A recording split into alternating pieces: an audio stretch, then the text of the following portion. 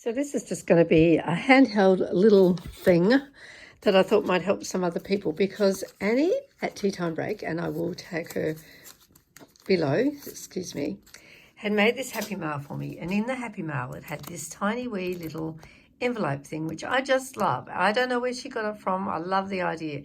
So I pulled apart her happy mail so I could sort of see how it was made. Well, that one didn't pull apart very well. I had to stop. But this one I managed to get apart. So what I did initially was I decided to make a happy mail myself, and I've copied it in here. Mine, I've got the light on because it's dull today. Mine was slightly smaller because of the paper that I had available, but the same idea, flip up, flip out, and then when you open it out, there's an envelope on either side. You could put something in here too, actually, but that's the thing. But then I actually was speaking, because I didn't know who made me this one, the original one. And Annie said, yeah, it was me. And I'm like, yay, thank you. Thank goodness I know who to sort of thank for what you've done. So I said to her, I think I'll make a big one with a big sheet of paper. So instead of that size, I'm going to go right out here. I got myself a 12 by 12 sheet of double-sided pattern paper.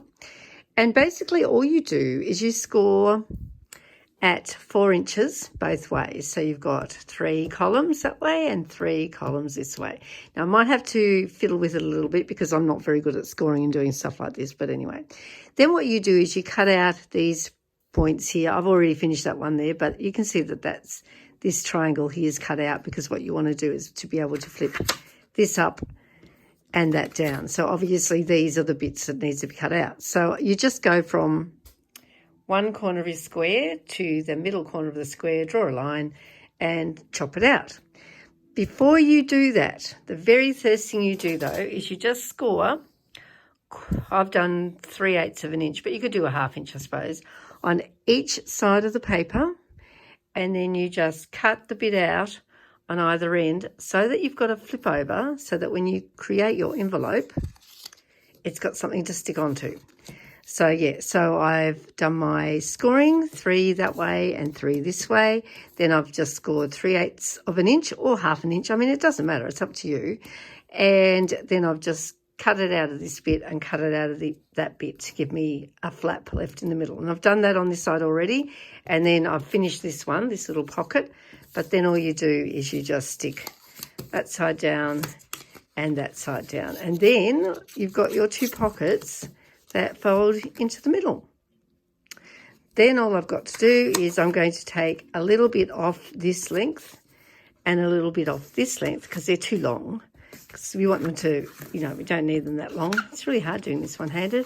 Beck's going to kill me. So I'll just chop off a bit here and I'll chop off a bit there. And then basically use the base of it, this bit there, to stick it onto whatever you want to stick on. Or just send it away like that. So I know it's a really fast little quick tutorial, but just wanted to share what I'm doing. Cheers, bye. And the final look. So one, open it up, oops, daisy. Open it up, and go down with that one. Trying to get the glare out of the way. Shadows, I mean. Open it up. That one. I might put another couple of little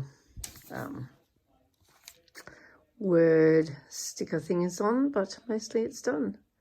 That's how it turns out. So quite a bit of room to put goodies in. There's my fingers. Oops. Sides in. Bottom up and top in. Yay!